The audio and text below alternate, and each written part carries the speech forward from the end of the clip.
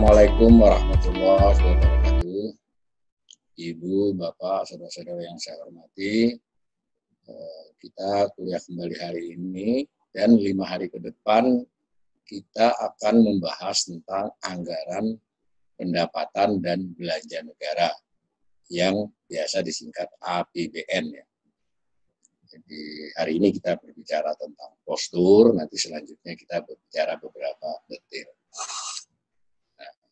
APBN itu sebenarnya merupakan bagian keuangan negara yang paling penting. Meskipun yang paling penting tidak satu-satunya ya. Jadi saudara-saudara harus paham bahwa keuangan negara tidak hanya APBN. Nah, hanya APBN ini yang terpenting dari unsur-unsur keuangan negara. APBN itu memuat atau mencakup angka-angka anggaran pemerintah pusat. Nah, jadi ini penting ya penekanannya. Jadi government-nya itu central government. Kalau pemerintah daerah itu tersendiri. Jadi ini khusus pemerintah pusat. Nah, sesuai namanya itu tadi, APBN itu ya di dalamnya ada pendapatan, ada belanja. Nah, kalau belanjanya lebih besar dari pendapatan, ya seperti rumah tangga biasa kan ada defisit. Tentu harus dicari cara untuk mengatasi defisit itu. Jadi pada dasarnya 3 hal itu saja, tentang pendapatan, tentang belanja, dan jika defisit bagaimana mengatasinya. Jika surplus gampang, tinggal ditabung kan.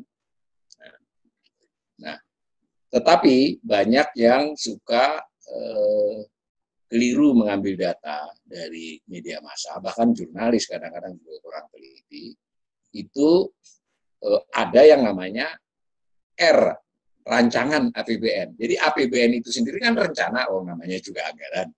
Tapi ada lagi yang rancangan, jadi rancangannya rencana namanya kan, RAPBN. Lalu ada APBN, berarti dia sudah menjadi rencana resmi. Lalu ada realisasi, ya kira-kira begitu. Nanti saya perlihatkan beberapa definisinya. Nah, secara keseluruhan APBN itu merupakan bagian dari kebijakan fiskal, persis tadi keuangan negara.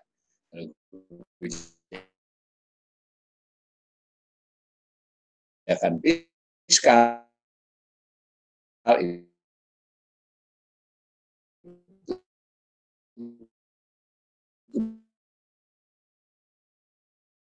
kebijakan yang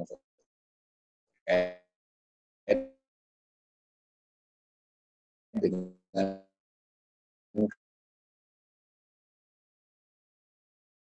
keseluruhan keuangan negara.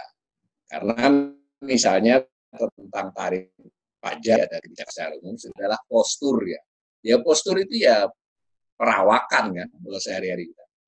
Perawakan posturnya tinggi besar misalnya. Awal itu tinggi besar misalnya. Kan berarti perawakan awal itu tinggi besar. Nah, APBN juga begitu, postur APBN. Nah, kalau disederhanakan dia adalah gambaran umum tentang besaran dan angka-angka APBN. Jadi perawakannya APBN itu seperti apa. Nah, ini soal kelaziman saja. Pemerintah biasa memakai istilah postur itu untuk 5 hal. Seperti yang ada di kotak itu. Tentang pendapatan, tentang belanja, tetapi totalnya ya, karena dia postur saja. Jadi ibaratnya orang tadi, kalau ini postur, berarti kan rincian-rinciannya tidak dikatakan postur. Nah, lalu yang ketiga, keseimbangan primer. Khusus keseimbangan primer sama sekali tidak saya bahas sekarang, nanti di pertemuan ke-5 atau 4 ya, karena itu agak sedikit teknis. Yang keempat, surplus atau defisit. Jadi tergantung kan, kalau pendapatannya lebih besar ya surplus, kalau lebih kecil ya defisit. Yang nomor 5, pembiayaan. Nah, itu contoh di kotak itu, contoh postur APBN 2020. Jangan lupa ya, postur APBN 2020. Nah, itu direncanakan, itu kalau pendapatan sebetulnya bukan rencana jadinya target kan, tapi sama kan. Ditargetkan pendapatan negara itu mencapai 2.233,2 triliun. Nah, sedangkan belanja itu rencana, ya kan? Kalau yang tadi pendapatan target, sama-sama rencana sih semuanya, tapi istilah yang tepat digunakan untuk pendapatan adalah target pendapatan, untuk belanja adalah rencana belanja, 2.540,4 triliun. tentang belanja, harusnya ya itu merupakan plafon tertinggi, kecuali ada kejadian-kejadian khusus. Secara umum nggak boleh lebih dari itu. Kalau pendapatan nggak masalah, orang tuh target, kalau melebihi target, oke. Nah, yang C sudah saya bilang tidak kita bahas. Lalu dengan pendapatan segitu, belanja segitu kan kurang itu untuk belanja, defisit namanya. Nah, defisitnya itu A dikurangi B, 307,2 triliun. Nah, yang disebut pembiayaan adalah bagaimana mengatasi defisit tersebut. Ya tinggal dikasih angka plus 307 kan? Maksudnya, yaitu nanti kalau rumah tangga, dia rencananya pendapatannya sekian, belanjanya sekian, ternyata setelah dihitung untuk sebulan ke depan atau setahun ke depan, kira-kira ini kita defisit sekian. Pilihannya, ngutang, bisa kan? Bisa juga ini ada kulkas nggak terpakai, masih ada harganya, jual. Ini mobil jual, bisa juga. Pada prinsipnya APBN juga boleh begitu, boleh menjual sesuatu untuk mengatasi defisit. Kalau dilihat-lihat ulang dari gambaran ini, pada dasarnya hanya ada 3 kan, pendapatan negara, belanja negara, lalu surplus atau defisit kan. Karena yang pembiayaan itu persis menutupi surplus atau defisit. Nah, cuma kita harus ingat, dia ini rencana loh, saya ingatkan. Namanya juga rencana kan. Jadi nanti dalam pelaksanaannya tidak persis sama. Nah, mari kita lihat waktu APBN 2020 ini tuh bagaimana sih sehingga ditetapkan begini. Ada prosesnya sesuai dengan undang-undang. Nah, mari kita lihat di slide berikut. Itu ada siklus memutuskan APBN dan melaksanakan APBN. Jadi nomor 1 kan otomatis ada perencanaan dan penganggaran. Menyusun lah. Tapi dalam konsep masih merencanakan dan penganggaran. Itu 1 tahun sebelumnya. Jadi kalau 2020, ini yang dimaksud Januari sampai Juli nomor 1 itu adalah Januari sampai Juli 2019. Ya nggak mungkin kan sambil jalanin, sambil buat rencana. Itu tidak boleh secara undang-undang. Nah, kemudian tahap keduanya dibahas di DPR. Itu rentang waktu yang maksimal. Agustus sampai dengan Oktober. Jadi paling lambat 31 Oktober DPR sudah harus menyelesaikan APBN yang tadi diserahkan oleh pemerintah. Pemerintah nyusun dari Januari sampai Juli. Konsepnya macam-macam, nanti di slide berikutnya kelihatan. Diserahkan dalam bentuk RAPBN. Nanti DPR membahas lalu ditetapkan menjadi APBN yang merah nomor 3 ya, paling lambat akhir Oktober. Lebih cepat nggak apa-apa. Nomor 4 mulai Januari. Nah, itu kan yang tadi Januari, Juli, Agustus, Oktober, akhir Oktober itu tahun sebelumnya. Jadi kalau kita tadi bicara APBN 2020 itu tahun 2019. Nah, nomor 4 dilaksanakan mulai 1 Januari 2020 sampai nanti 31 Desember 2020. Sebetulnya Kementerian Keuangan terus mencatat pelaksanaan itu. Tetapi nomor 5 itu maksudnya pencatatan keseluruhan yang setelah dijalani, terutama di hari-hari terakhir itu biasanya kawan-kawan di lapangan banteng itu orang lain mau tahun baruan, mereka ada banyak yang beberapa orang tuh nginap di lapangan banteng, dia menyelesaikan laporan dan pencatatan keseluruhan selama setahun. Nanti tanggal 2 atau tanggal 3 itu biasanya Menteri Keuangan memberikan rilis publikasi tentang laporan sementara. Artinya terus bekerja Kementerian Keuangan untuk membuat pelaporan dan pencatatan APBN dengan batas biasanya sampai bulan April. Nah, ketika April itu diserahkan kepada BPK, Badan Pemeriksa Keuangan, tembusan juga kepada DPR, namanya laporan unaudited, laporan keuangan pemerintah pusat. Tadi tentang catatan dan pelaksanaan tadi ya, diserahkan. Nanti BPK melakukan audit. Nah, nanti kalau sudah keluar angka, itu akan ada namanya LKPP audited. Nah, ini kalau saudara-saudara cermat, sampai sekarang belum diumumkan. Ini agak langka. Biasanya akhir Mei sudah pengumuman. Saya sudah dapat bocoran, tapi ini kan kuliah umum, jangan ngasih bocoran-bocoran yang nggak benar ya. Nah, maka dari 1 sampai 6 itu dikaitkan dengan postur tadi loh. Postur tadi kan pendapatan, belanja, sama defisit ya. 3 itulah yang ada lagi 5-nya. Nah, itu berarti pada masing-masing itu ada versi. Ada versi waktu dia berupa rencana yang nomor 1 ya. 1 kuning itu RAPBN, benar nggak? Di situ kan sudah ada semua angka, tapi dia baru berupa rancangan rencana. Nah, ini agak rumit ya. Jadi dia rancangan untuk ditetapkan sebagai rencana bersama pemerintah dan DPR untuk negara. Nah, angkanya ada semua komplit, seperti semua versi komplit. Nah, yang kedua ketika dibahas lalu ditetapkan, berarti ada postur versi APBN. Berarti ada RAPBN 2020. Ini yang saya bilang tadi, kalau nanti Google apa segala googling gitu ya, hati-hati. Ini waktu R ada perubahan-perubahan, meskipun kadang tidak besar tapi jelas berubah. Ketika ditetapkan namanya APBN. Nah, APBN dijalanin dari 1 Januari. Nah, bisa saja dari pengalaman bertahun-tahun kita era reformasi ini, pemerintah dan DPR bersepakat, terutama pemerintah yang mengajukan. Di tengah jalan, misalnya bulan Mei, Juli, atau Agustus, ajukan perubahan. Jadi berubah, disebut APBN perubahan. APBNP. Pernah 2 kali dalam setahun, meskipun agak jarang. Misalnya 2015 ketika pergantian Presiden Jokowi ke SBY, mereka melakukan 2 kali.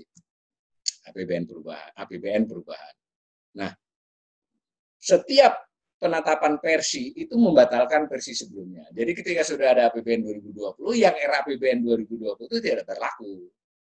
Nah, begitu juga ketika ada APBN perubahan, yang APBN-nya tidak berlaku. Nah, sekarang ini sebenarnya sudah ada APBN perubahan. Cuma namanya beda karena kasusnya khusus. Jadi karena ada pandemi, tidak lagi dilakukan proses APBN perubahan. APBN perubahan itu sama, harus dibahas di DPR. Kalau yang kayak ini tidak, ditetapkan saja Perpres, statusnya sama, menjadi APBN perubahan. Sehingga sekarang ini sebenarnya APBN 2020, postur yang saya tunjukkan tadi nggak berlaku sebenarnya. Tetapi itu contoh lah ya. Sekarang yang berlaku adalah APBN perubahan menurut Perpres. Nah, ketika berjalan, ini sangat mungkin nanti pemerintah merubah lagi nih. Bisa buat Perpres baru, bisa juga membuat APBN perubahan bersama DPR, masih 6 bulan kan. Nah, bahkan sejak beberapa tahun terakhir ini, dipimpin Sri Mulyani ini, pemerintah mulai terbiasa mengeluarkan yang namanya Outlook C itu ya.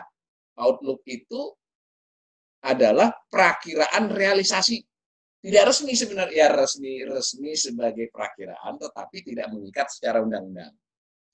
Nah, umumnya tadi waktu dia mengajukan kan bulan Agustus toh, mengajukan bulan Agustusnya tanggal 16 atau 17, jadi Presiden pidato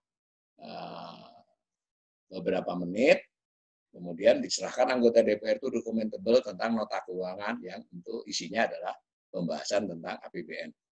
Nah, itu Agustus 2019 untuk 2020 ya. Nah, ketika berjalan 3-4 bulan ini, pemerintah bisa melakukan outlook gitu. Nah, biasanya outlook itu dilakukan pada saat mengajukan. Jadi waktu mengajukan APBN 2020 di tahun 2019, ini sedikit ya, agak sedikit diimajinasikan yang dua, Mbak Dwi, yang dua itu waktu pembahasan APBN kan pemerintah mengusulkan rancangan APBN kepada DPR pada tanggal 17 Agustus resminya, kalau kadang 16, kadang 18. Itu yang diajukan kan anggaran untuk tahun depan, yang 2020, yang 2019 sendiri belum selesai, orang baru bulan Agustus. Nah, maka supaya bagian dari pembahasan, pemerintah melakukan outlook atas realisasi 2019. Tapi tidak resmi secara legal, hanya resmi sebagai perakiraan pemerintah, disebutnya outlook, yang C ya. Jadi berarti kan APBN, bisa ada APBN perubahan, bisa ada outlook. Nah, outlook itu biasa dilakukan ketika mengajukan APBN untuk tahun berikutnya. Kecuali tahun ini, pandemi ini luar biasa ya. Pandemi ini luar biasa sekali. APBN perubahan dilakukan tanggal 3 April. Jarang-jarang itu. Dan ada kemungkinan berarti dilakukan lagi. Dan tidak melalui prosedur sidang DPR, tetapi melalui Perpres, peraturan presiden. Peraturan presiden sendiri berpayung hukum Perpu yang membatalkan karena kondisi luar biasa proses-proses yang seharusnya dilakukan. Berarti sekarang kita resmi punya APBN perubahan. Nah, sudah ada APBN perubahan, belum bulan Agustus, Kementerian Keuangan sudah mengeluarkan outlook ini. Bulan 2 kali sebenarnya sudah, tapi yang beredar ke publik yang pertengahan Juni tadi. Jadi dia sebut outlook. Ya, nanti kita lihat beberapa contoh angkanya. Oke, itu APBN. Nah, ketika sudah selesai, tadi kan ada realisasi. yang saya katakan tadi, kawan-kawan di lapangan Banteng suka begadangan, lalu tanggal 2, tanggal 3, atau tanggal 4, selambat-lambatnya tanggal 7 biasanya Januari, lalu Kementerian Keuangan melakukan rilis. Ini loh realisasi sementara, tapi hanya 2-3 halaman, nggak rinci. Nah, disebutnya adalah APBN realisasi, tapi realisasi sementara. Tapi kalau postur ada semua, karena postur itu kan gambaran umum. Nah, sambil berjalan dari Januari sampai akhir Maret, kadang merambah sampai April karena masih dibolehkan, Kementerian Keuangan melakukan pencatatan pelaporan yang lebih lengkap, namanya LKPP, Laporan Keuangan Pemerintah Pusat. Nah, kalau itu diumumkan ke publik, wah itu salah ketik, itu unaudited. Adalah LKPP unaudited ya. Nah, jarang beredar, tapi kalau nanti sudah jadi ekonom ya harus mampu lah mendapatkan itu. Nah, nanti kalau sudah diperiksa BPK namanya APBN realisasi LKPP audited, gitu ya. Nah, penyusunan anggaran sendiri di slide berikutnya. Ini khusus penyusunan. Tadi kan penyusunan, pelaksanaan, pelaporan. Ini yang khusus menyusun. Sebetulnya DPR itu dilibatkan sejak awal. Tadi kalau di sana tadi kan kesannya DPR hanya membahas dari bulan Agustus sampai Oktober. Padahal tidak juga. Itu DPR sebagai sebuah lembaga keseluruhan, sebagai pleno, sebagai bagian-bagian kelengkapan DPR sudah diikutkan cara. Nah, misal di sini, ini saya kutip dari buku Kementerian Keuangan, itu ada 10 siklus dalam penyusunan. Pertama, bulan Januari kan tadi, berarti kalau 2020, Januari 2019, nah sekarang ini otomatis sudah bicara 2021, toh. Itu Presiden dan Bappenas segala macam membuat Presiden dulu ini, arah kebijakan prioritas pembangunan nasional. Nah, nanti disempurnakan oleh Bappenas untuk menjadi bla bla bla gitu ya, bahwa ini nanti harusnya dilaksanakan. Nah, lalu ada perhitungan yang nomor 2, nomor 3 itu perhitungan Kementerian Keuangan, tarik ulur, mencari informasi, mencari masukan kepada kementerian dan lembaga. Sampai nomor 4, progres terakhirnya. Nah, di sini ya di nomor 4 ini DPR sudah ikut sebetulnya. Oke, majukan ini. Ini kira-kira yang nanti akan dimajukan menjadi RAPBN, namanya KEM PPKF. Nah, itu harus sekarang ini sedang berlangsung. Sekarang ini belum masuk RAPBN, tapi masuk fase nomor 4, 5, 4 dan 5. Jadi namanya kebijakan ekonomi makro dan pokok-pokok kebijakan fiskal. Ini sudah ada sidang-sidang pada secara umum kepada Banggar, lalu juga kepada komisi-komisi terkait, misalnya yang terkait dengan BUMN itu nanti dengan Komisi 6, yang terkait dengan Kementerian Koperasi, Komisi 6, yang terkait dengan Kementerian yang Keuangan dan sebagainya di Komisi 11 dan seterusnya, yang pendidikan berapa ya, komisi berapa saya lupa. Itu terjadi pembicaraan-pembicaraan. Jadi ada Banggar, ada komisi terkait. Nah, tetapi nanti pada akhirnya ketika mau diketok menjadi undang-undang harus pleno. Gitu ya. Nah, terus semua ikut si DPR itu. Nah, nanti bahkan ketika mau rincian kepada kementerian lembaga pun DPR masih dilibatkan. Jadi hati-hati ini ya. Makanya saya suka orang yang terkejut ketika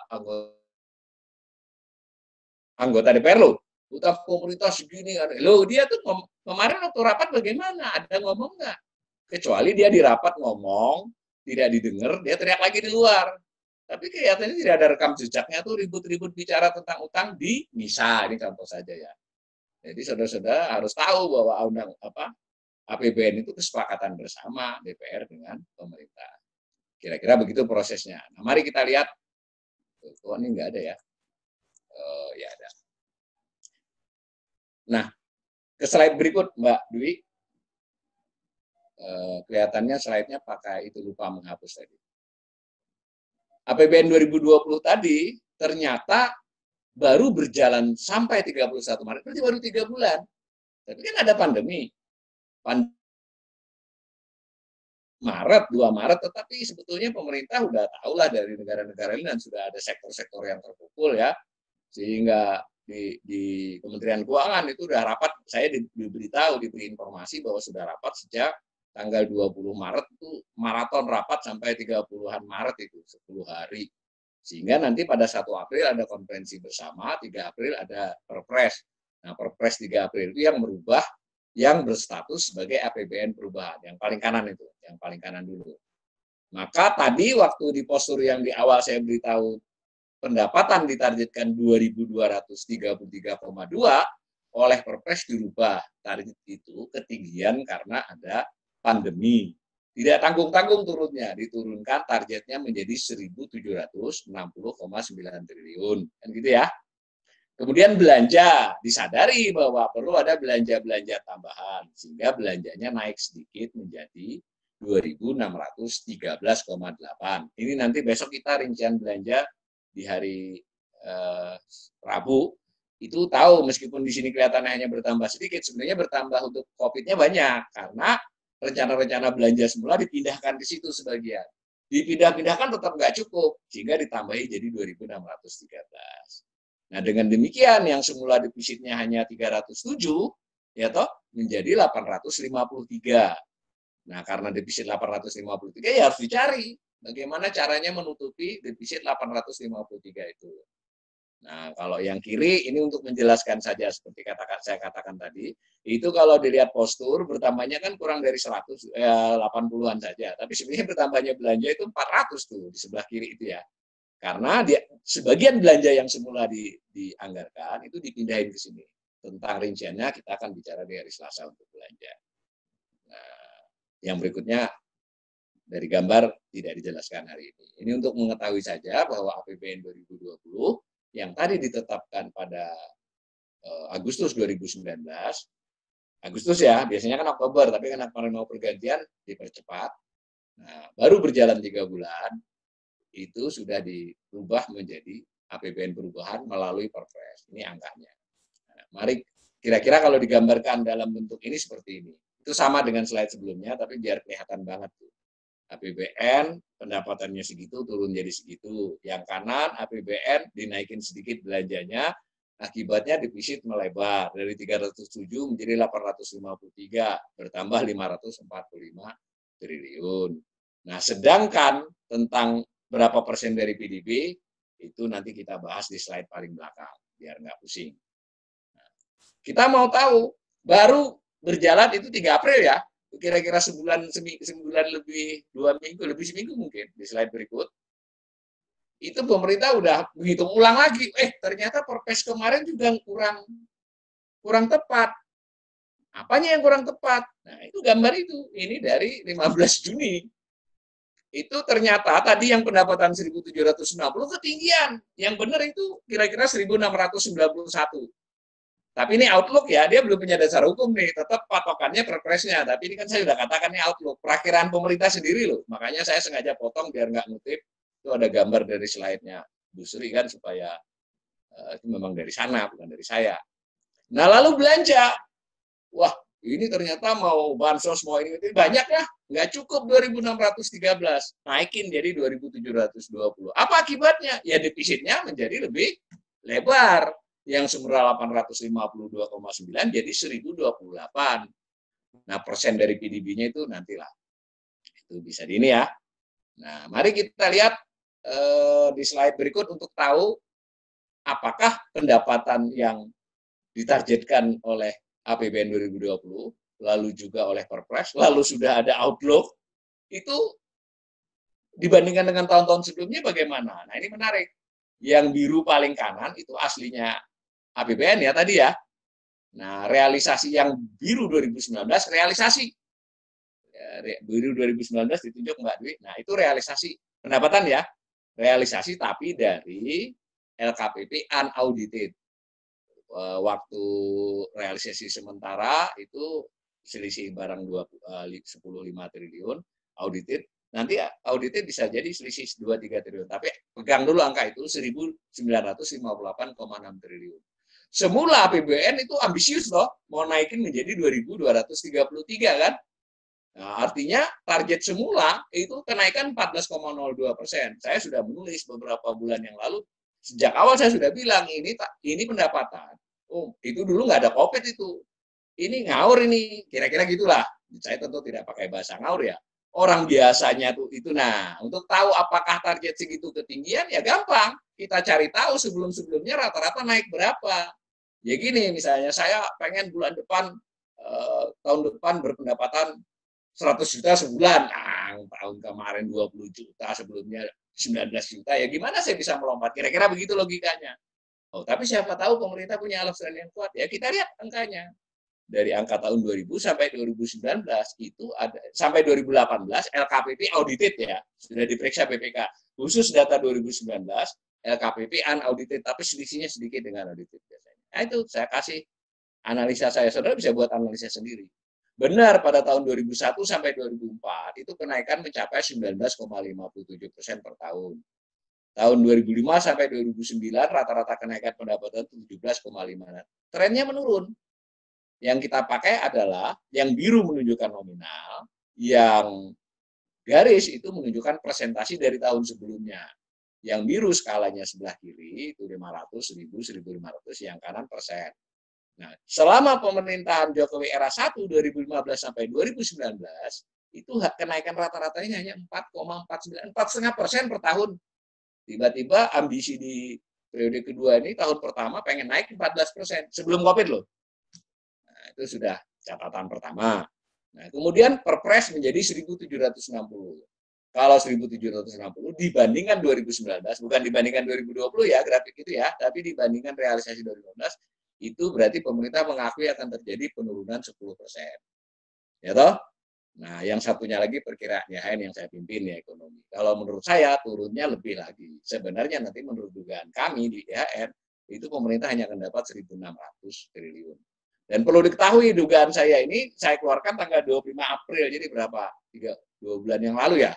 Jadi bukan sekarang itu dugaannya, dugaan 2 bulan yang lalu. Jadi semua perakiraan-perakiraan yang saya keluarkan di sini nanti itu sebenarnya sudah pernah kami publikasi di bulan April.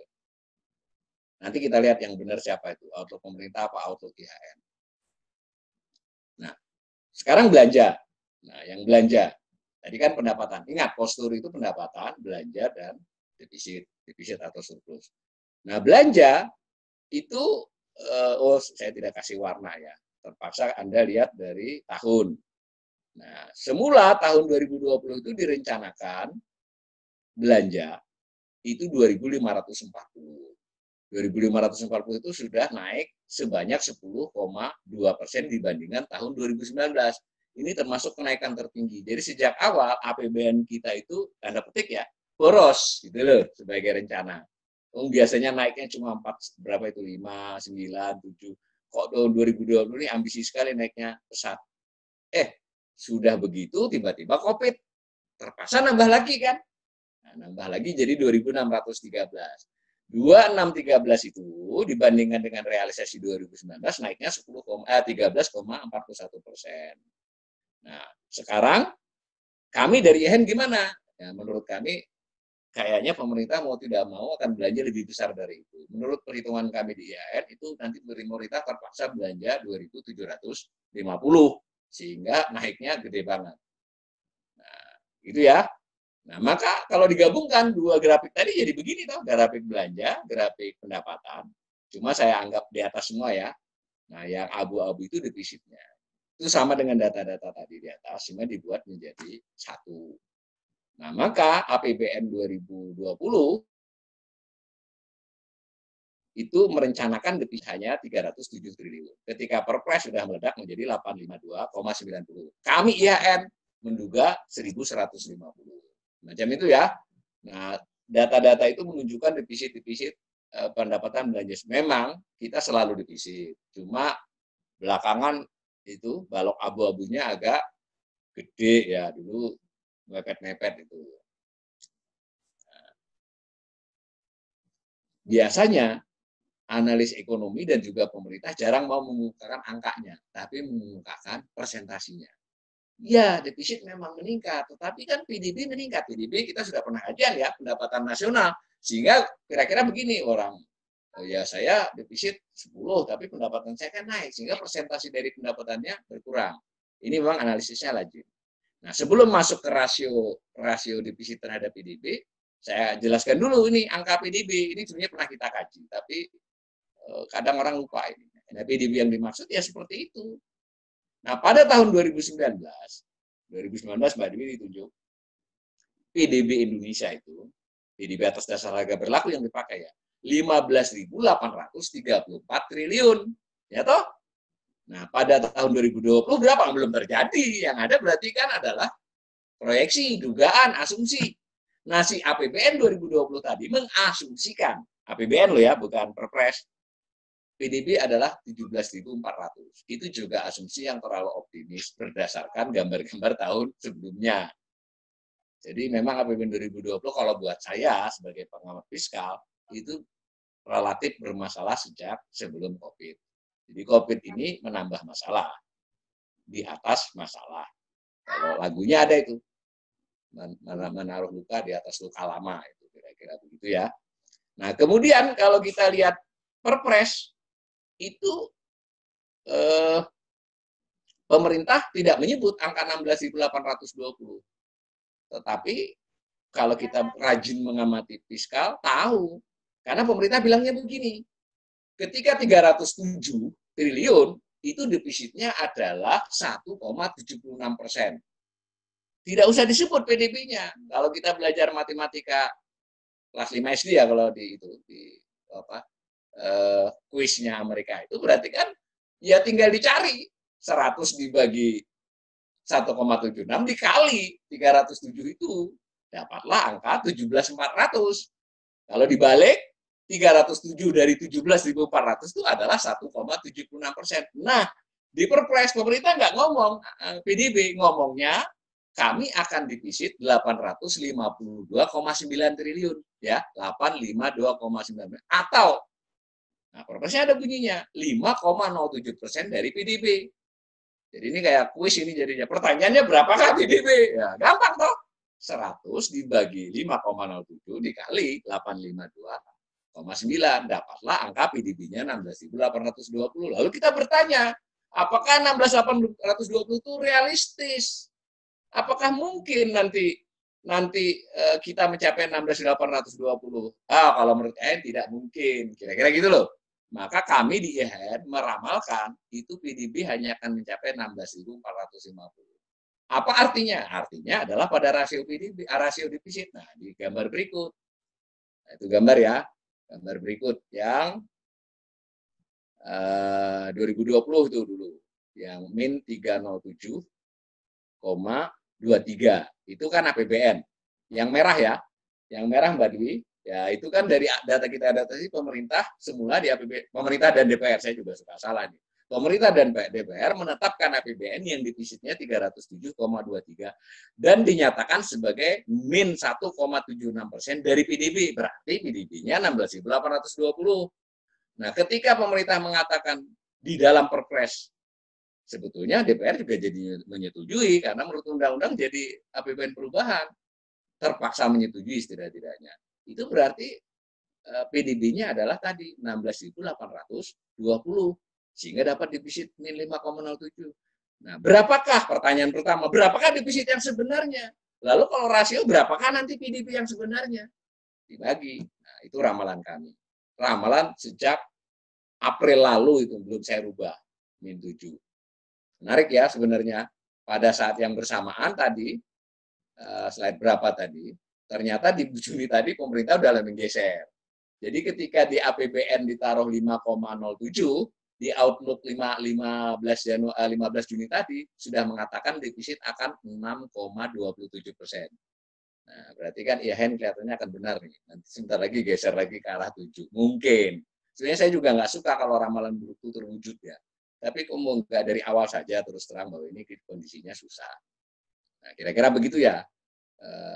Dan agak sulit kelihatannya ini dipecahkan dengan cara apapun.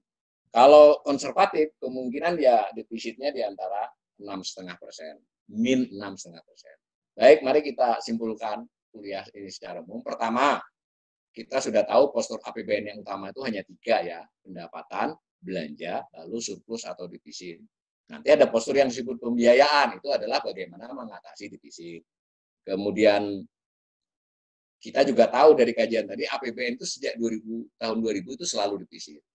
nominalnya cenderung makin besar, tetapi jika dilihat secara rasio atas PDB, tadi kita lihat berfluktuasi.